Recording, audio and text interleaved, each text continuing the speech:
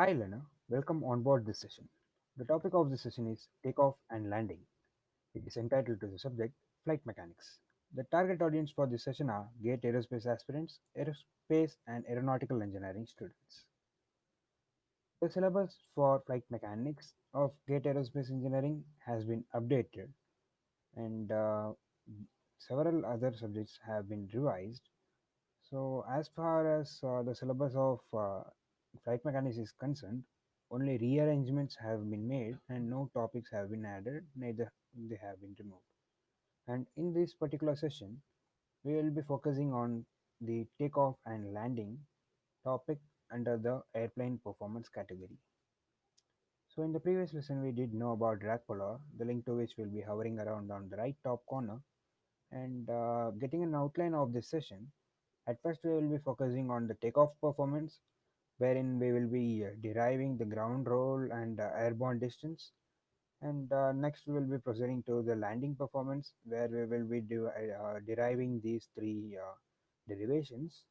And further, we will be discussing about the physical significance of takeoff and landing and the need for measuring or calculating the distances. Let's get started. So, takeoff and landing, the performance of these both are categorized under the accelerated performances. So, in both these topics, acceleration is playing some part because during takeoff, the aircraft is starting from velocity at zero and it is accelerating to some particular velocity and it is taking off from the runway. And similarly, in the case of landing, the aircraft which was being accelerated is decelerated down and it is brought to rest, that is zero velocity. So, what is that we are dealing with here in takeoff performance? The main question which we will be answering is that uh, the distance covered by an airplane along the runway before it lifts off into the air. So, we will be in particular focusing on this distance and trying to calculate this distance, and this makes a pretty much important topic. And in the landing performance, we will be concerned about the same distance which is required to land an airplane. So, landing performance can be considered as the reverse of takeoff performance. Now, so here, when we get into takeoff performance, the takeoff performance's ground roll, this SG signifies ground roll, can be divided into many different segments. So these segments include the velocity which the aircraft achieves during its takeoff. So at first, let us consider that aircraft is at zero velocity and with some time and distance, I mean, the velocity gets accelerated. So the velocity gets increased to a velocity known as V stall. So V stall is nothing but the stalling velocity. Stalling velocity is the slowest velocity or the minimum velocity which is required for an aircraft to stay airborne. And in the case of stalling velocity, the lift equals the weight of an aircraft. But still, in this case, the liftoff isn't achieved as lift is equal to weight, which is the cruise condition. So, takeoff condition, we need lift greater than weight. Okay, so this is the lift, and if the lift is greater than the weight, which is pulling the aircraft downwards, the aircraft gets lifted off or taken off. So, next, when the aircraft further accelerates, the aircraft achieves the speed VMCG, which is the short form of minimum control speed on ground. So basically, when we talk about aircrafts, we pretty much talk about the control surfaces such as rudder, elevator, flaps, and everything. But one common thing to be noted over here is that all these control surfaces, may either it be primary, secondary, or tertiary, they are dependent on aerodynamic forces to operate. So if we want the rudder to operate, such as if we deflect the rudder left or right, we need the aircraft to yaw. But How does it happen? In order for this to happen, because when the aircraft is at rest, this is impossible because radar cannot be operating as it does not match its minimum requirement. So here we need some velocity at which these all these control surfaces become functional. So this particular velocity is known as the VMCG. So further, uh, at this point, we know that as the control surfaces are active, that is, they can be accessed, so the aircraft can be controlled. And in case of engine failure, the radar is easily used and the aircraft is stabilized. So VMCA is nothing but the VMCG, that is a minimum control speed on ground, which is translated to the air. Consider that aircraft has taken off, and at that point, there is no contact between the ground and an aircraft. So when this condition achieves, the speed or velocity at which the aircraft can be controlled or the airplane can be controlled is known as the minimum control speed on air. Similarly, the aircraft proceeds to the V1. So this is an important speed, the decision speed. So at this speed, the airplane's pilot decides whether to take off or to abort.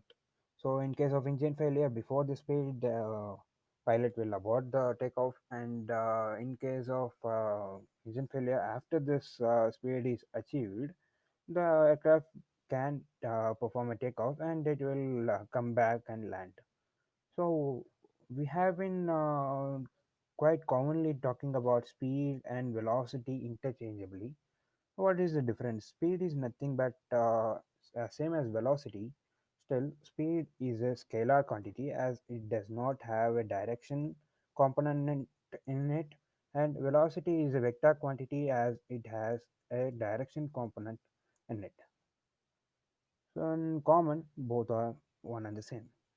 So when aircraft further increases its velocity, so a particular velocity is achieved, the VR. So it is the takeoff rotational speed velocity. So in it, this is the velocity at which the elevator is deflected in order to provide an increased angle of attack or generate the liftoff. So when the aircraft further accelerates, so it has a point where the wheel or tire of an aircraft lifts off the runway and the contact is lost. So at this point, the velocity at which this is achieved is known as the minimum unstick speed. So here the aircraft further proceeds to the liftoff velocity. So it is somewhat greater than the VMU and VR. This is particularly for safety purposes, and VMCA is basically for reference purposes. And one other point to note is that the velocity of liftoff is 1.1 times the velocity stall. It is a stalling velocity. So this point one difference is segmented into these many segments. And for further details, you can refer the book contents. So this particular topic is dealing with the page number 353 to 355 of airplane performance and design. So here, now let's get into the takeoff performance. As I said, according to the Federal Aviation Regulation, so this is a body which decides the rules and regulations for operating an aircraft and designing an aircraft, of course. So let us consider a scenario of takeoff. So the aircraft is going to start from a position where the velocity is zero, and it is going to accelerate to some velocity, and further acceleration will cause it to lift off as the lift is generated from the wing, and the aircraft is going to lift off and climb into the air.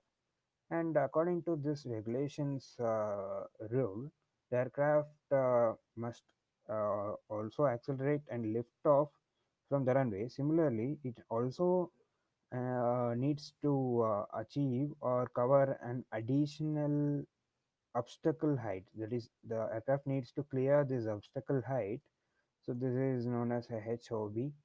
So this is the obstacle height. They have pretty much decided this particular value. It can be either 35 feet or 50 feet. It depends on the type of the aircraft.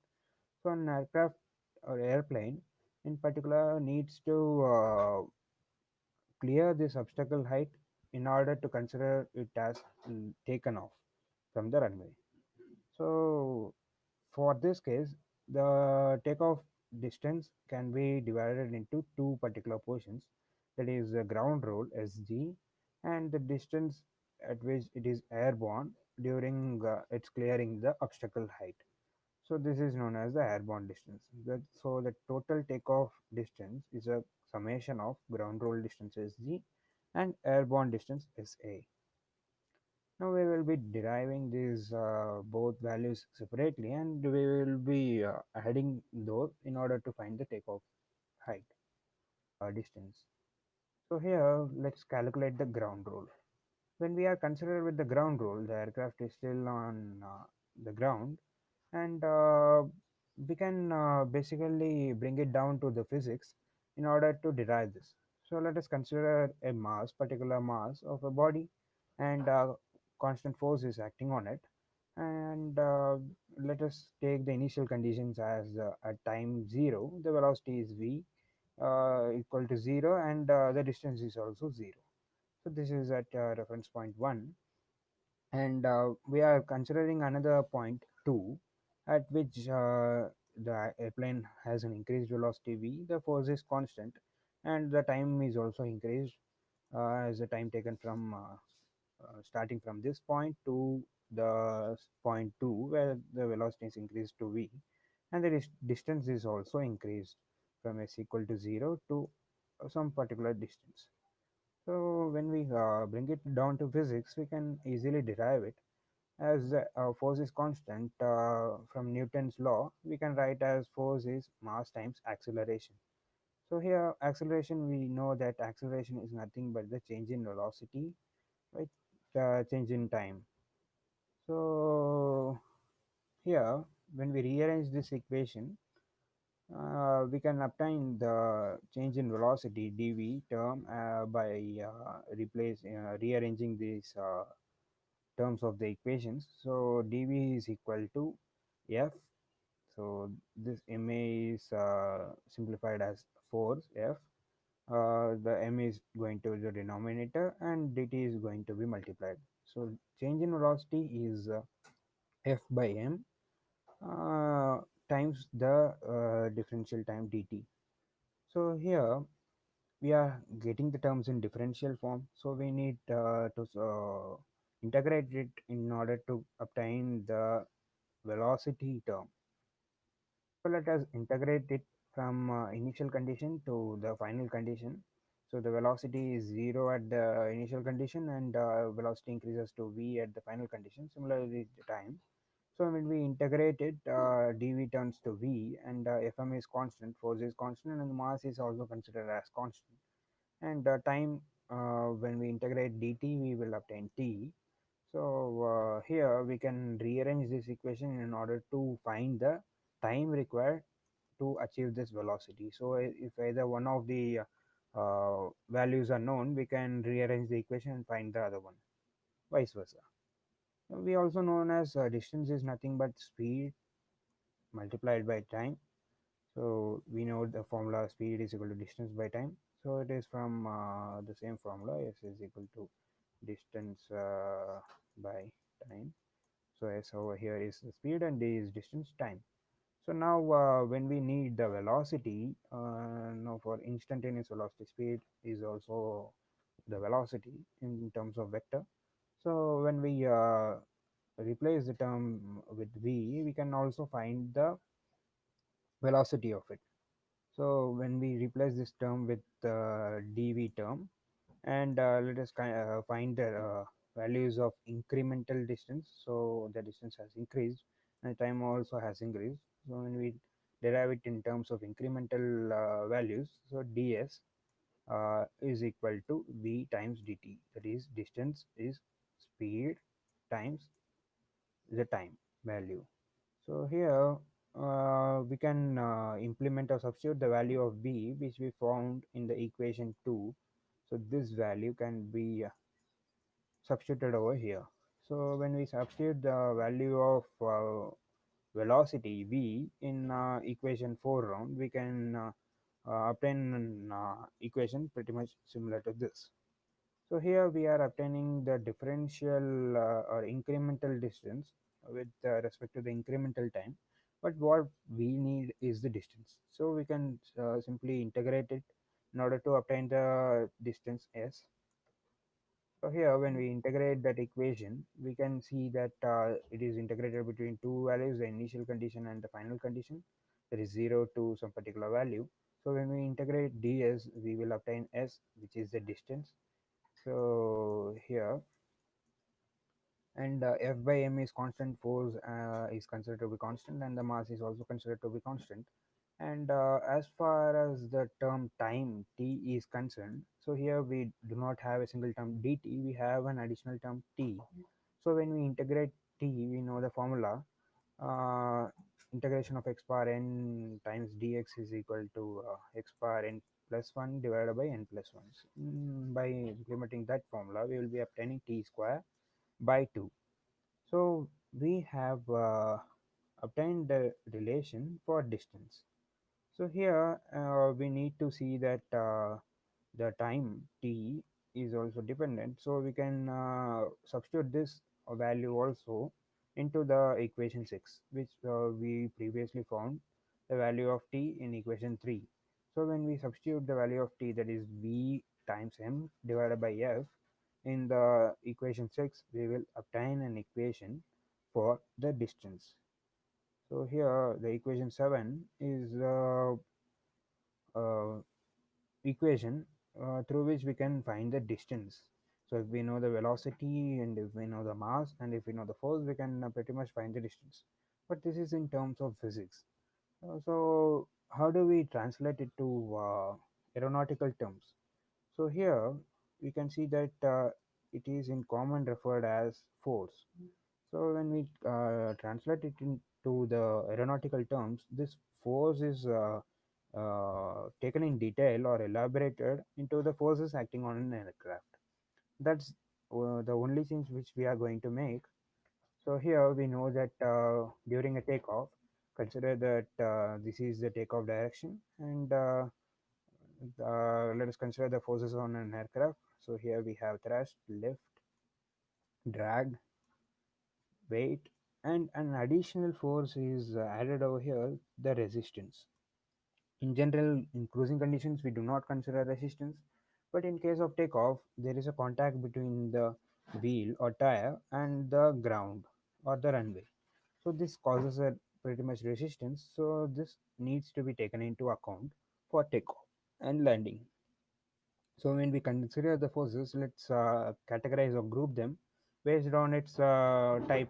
Either it is a parallel, acting in parallel direction or perpendicular direction.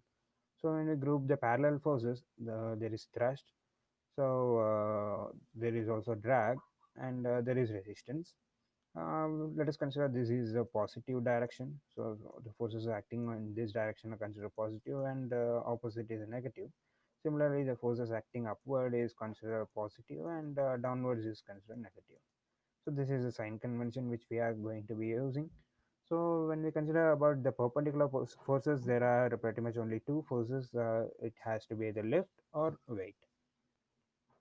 So we also know that the forces have been already derived from Bernoulli's equation or similar kind of derivations.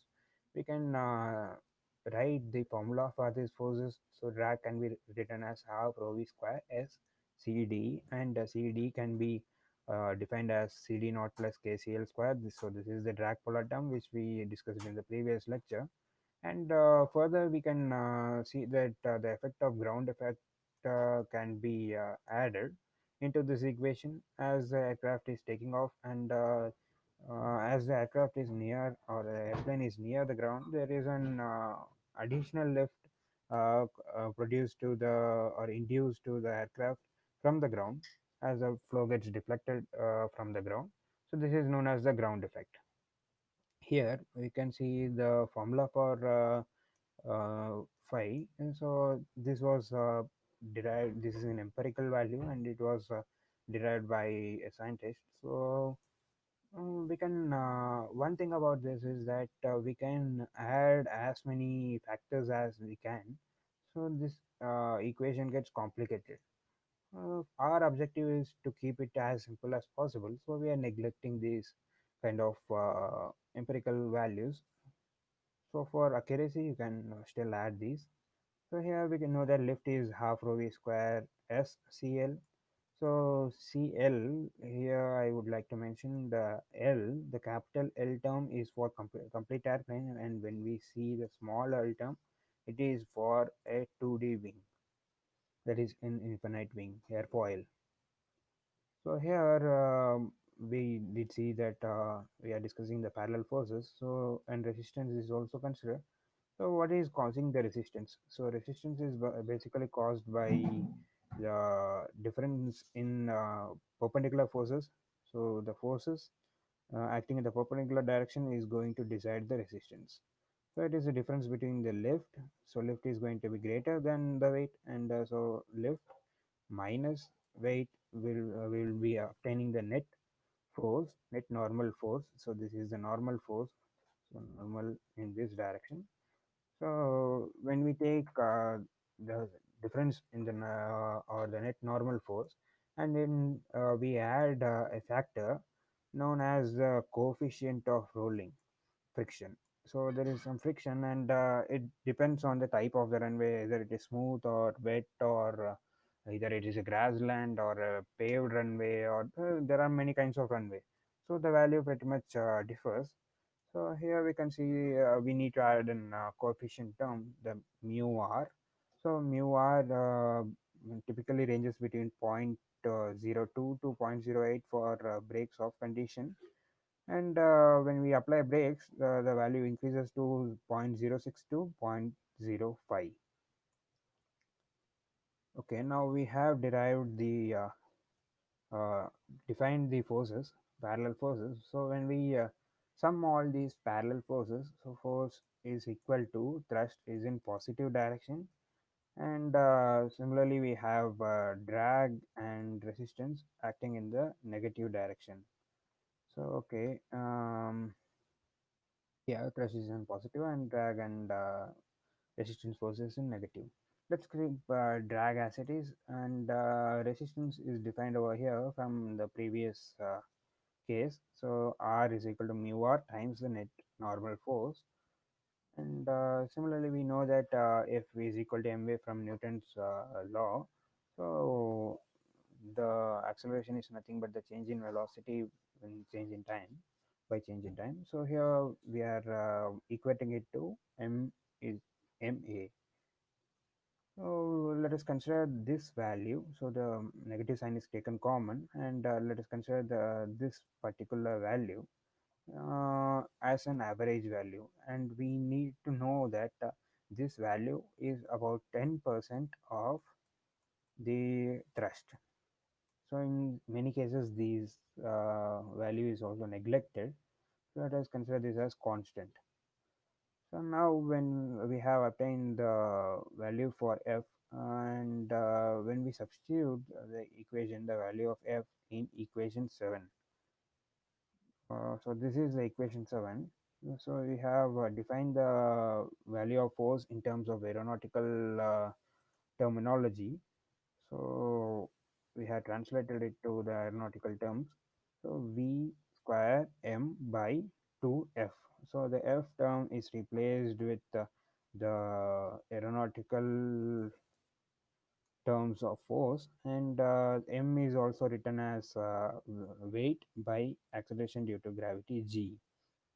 So when we write similar to this, and one other thing is that velocity of liftoff, as I said in the previous lecture or the previous slides, is 1.1 times the velocity stall, and in stall it is the velocity, the lift is equal to the weight, and the velocity can be derived, or the formula for stall can be written as this. And we need to know that velocity of liftoff is 1.1 times stall. Similarly, the velocity of liftoff for airborne distance is 1.2 times velocity of stall.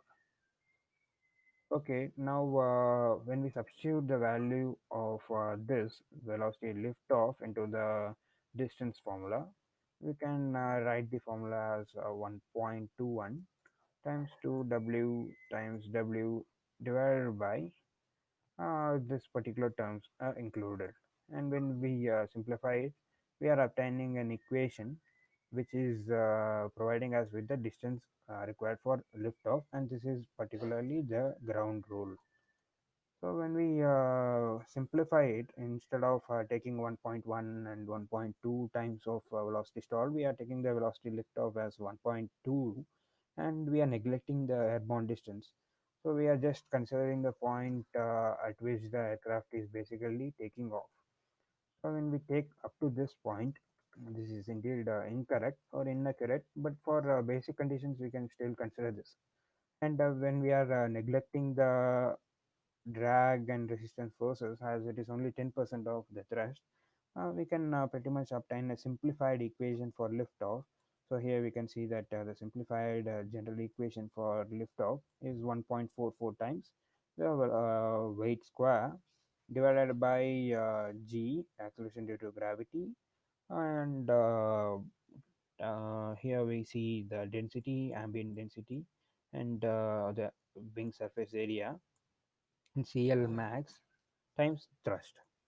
For gate perspective, we need to know the relations between these. There is we need to know either the takeoff distance increases or decreases with either of these properties. So we here we see that the takeoff distance is directly proportional to the square of the weight of the airplane, and it is inversely proportional to all these values.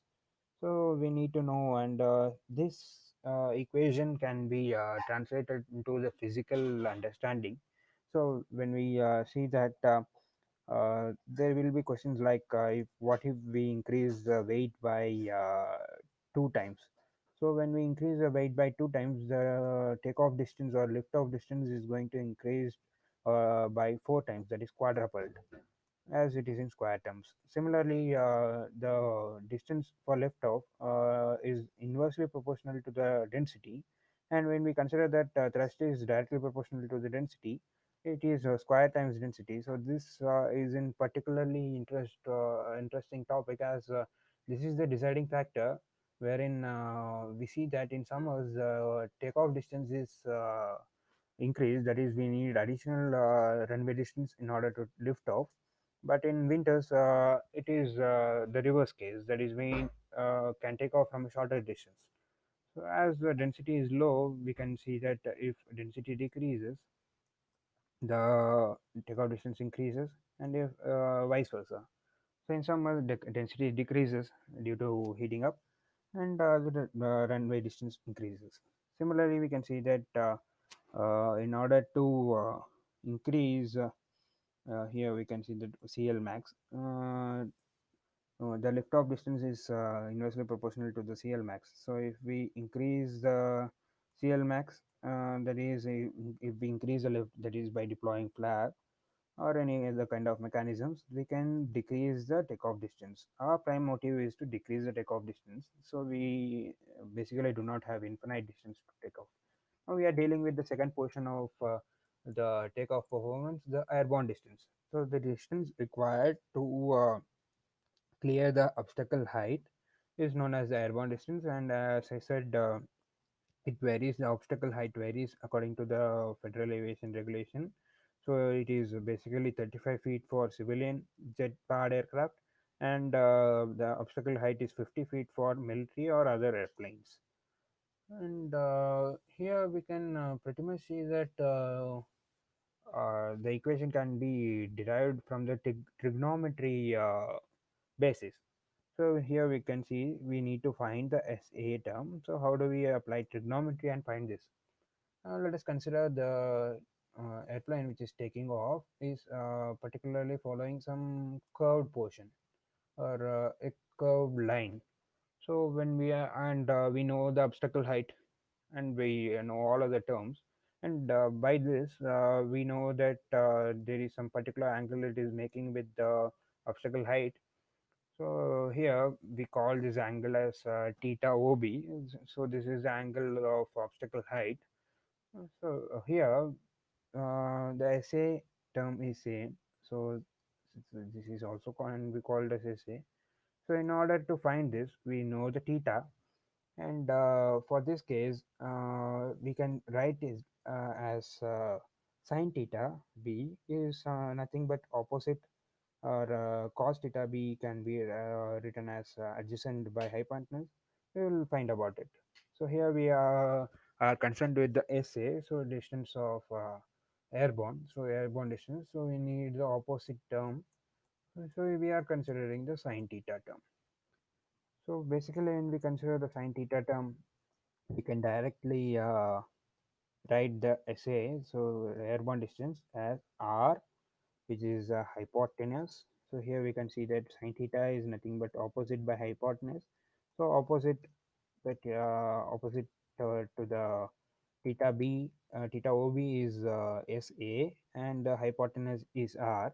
So when we take substitute the values, we will obtain like this, and we need the SA. So we are taking the r to the LHS term. So we will pretty much obtain the airborne distance as SA is equal to r sine theta 0 OB. That is the obstacle height. So here we need to know what is r.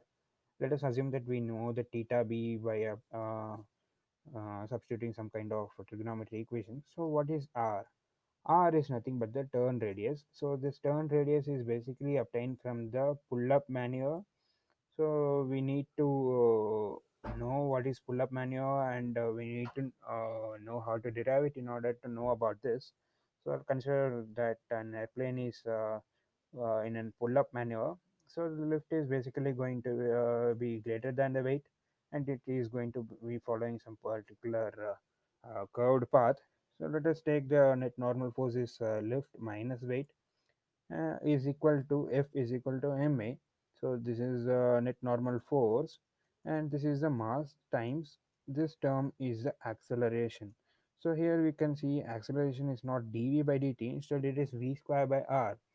So this is basically for the acceleration which is caused when an object follows a curved path. And this is a special topic, and of physics, and it is very well explained by Professor Matt Anderson. So link to the session will be provided on the right top corner as YouTube cards. You can refer that, or you can also refer your uh, school books of physics. So this mv square by r is nothing but the centrifugal force. Okay.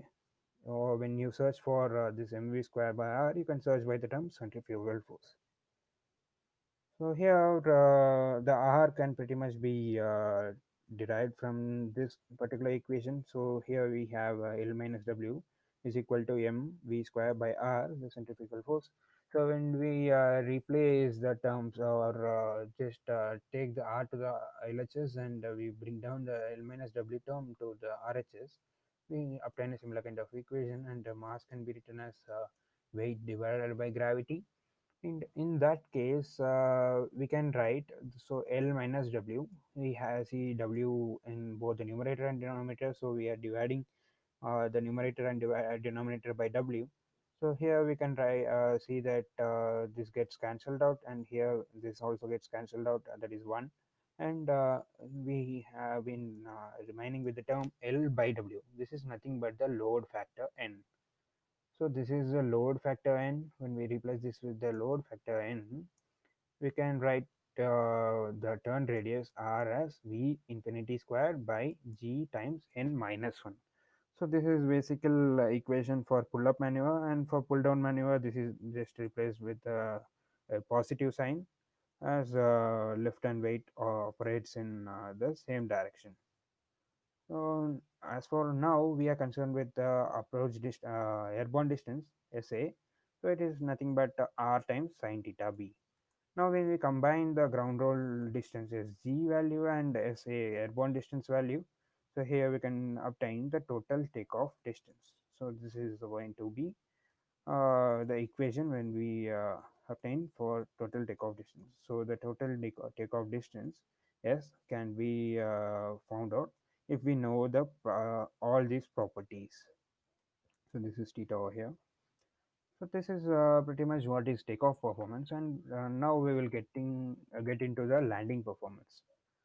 Consider that an aircraft which is at some particular velocity, and we consider it is approaching the runway. So the velocity is considered as approach velocity, and the when it approaches the runway, it is going to be approaching from a particular angle. So this is approach angle. And when we are concerned with landing performance, basically the landing performance is categorized into three segments. So similarly, as per the FAR Federal Aviation Regulations rule or law, we can see that it also needs to clear an obstacle height of 50 feet in order to consider it as landing. So when an aircraft has cleared 50 feet obstacle height, it is considered to be landing, and then further we will divide the segments from the approach to the velocity 0 as three segments. So the total landing distance can be divided into three segments. First is the approach distance. So as we are concerned with the distance, so here approach distance, so the next is the flare distance, and the third one is the ground roll distance. Approach distance is the distance covered by the airplane during its approach, and the flare distance is the distance covered when it is in transition from the approach kind of. So here the aircraft is in inclined orientation, and during touchdown the aircraft is going to be in horizontal orientation. So this transition, the distance covered during this transition, is known as the flare distance. This is the SF, and the SG is similar to the ground roll of takeoff. So here the SG is nothing but the distance covered by the aircraft or the airplane from touchdown to the distance at which it is brought to rest. So this is the ground roll distance, and we need to note that landing performance is the reverse of takeoff performance. So the landing performance values can be pretty much obtained easily or simply from the trigonometrical equation or laws. So approach distance, as we see, this forms a triangle. Over here till the flare height, we consider that at up to this height, the aircraft is carrying out the same inclined motion. So by using the laws of trigonometry, we can pretty much find the SA. So SA over here is in adjacent portion. So we will be obtaining it from cos theta. So here when we need to obtain this, we can obtain it by tan theta, because we don't know what is value of the hypotenuse region. So here we know the value of opposite region. This is 50 feet, and we are considering from HF the flare height.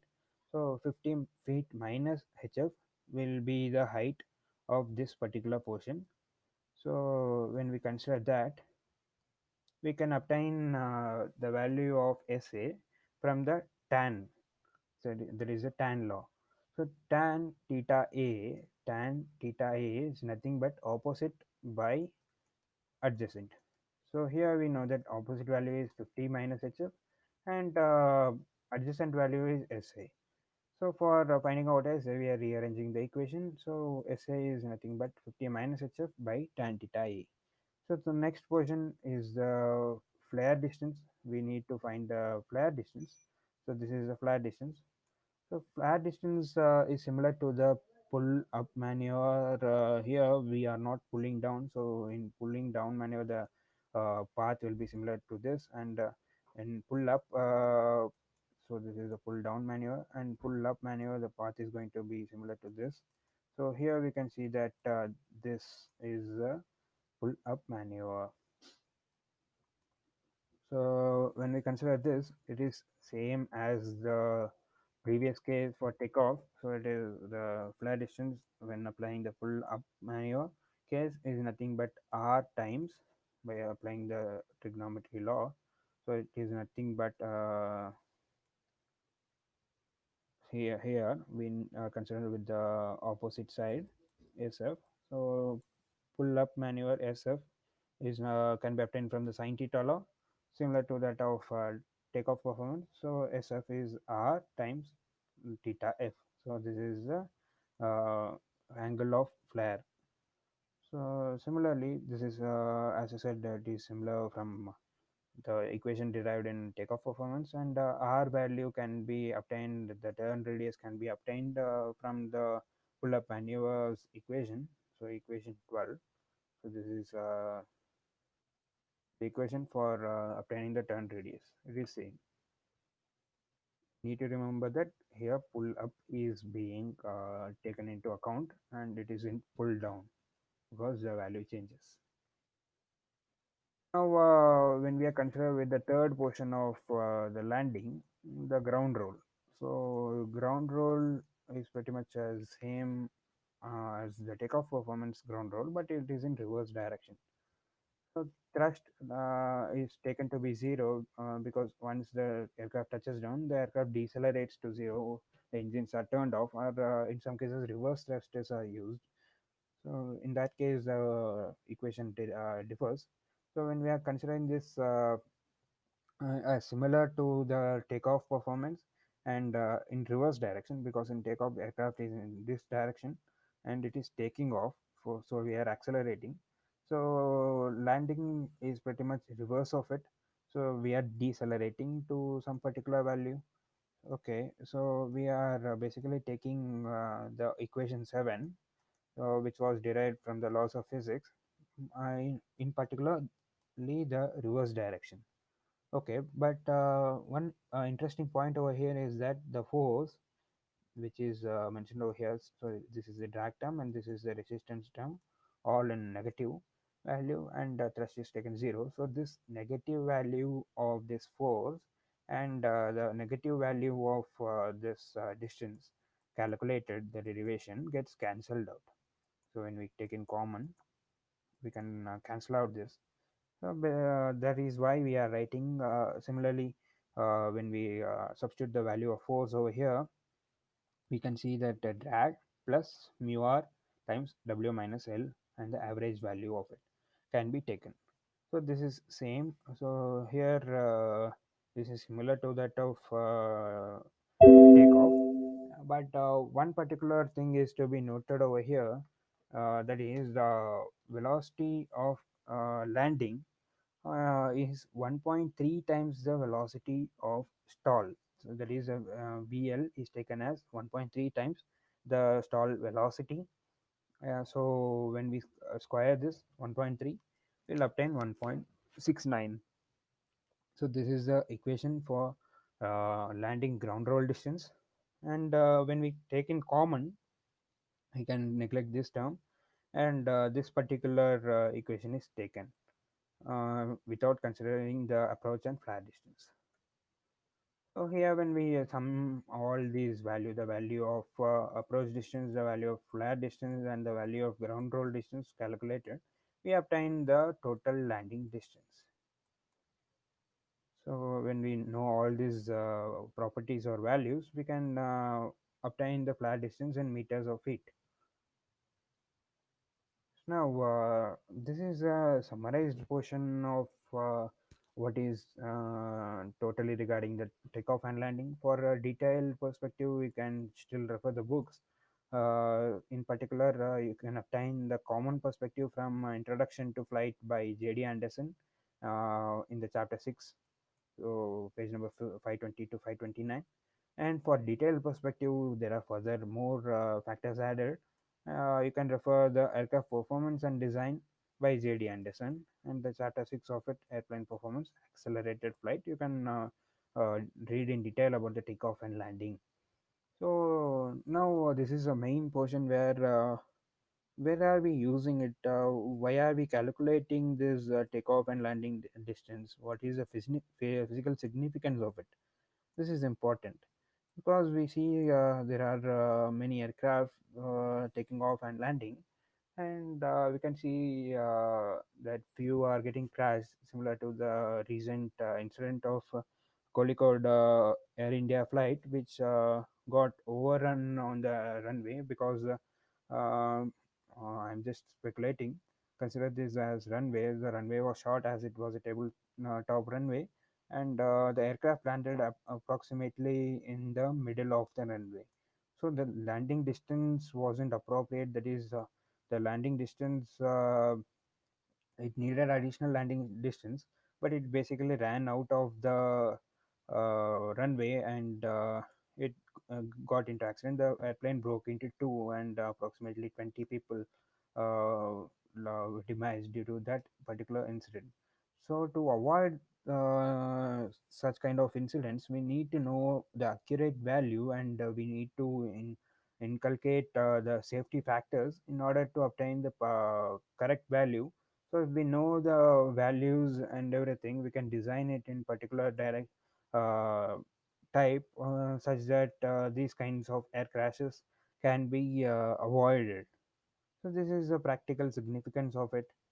So here is the summary of the session. We did know about the takeoff performance, and we also knew about the landing performance. We derived all the derivations in detail, and a basic knowledge of it is required in order to answer the questions. 1 mark or 2 mark questions in gate, or long answers in this is a pretty important question for flight mechanics if you are writing a semester paper. So that's it for this session. Let's crack gate aerospace engineering. Thank you.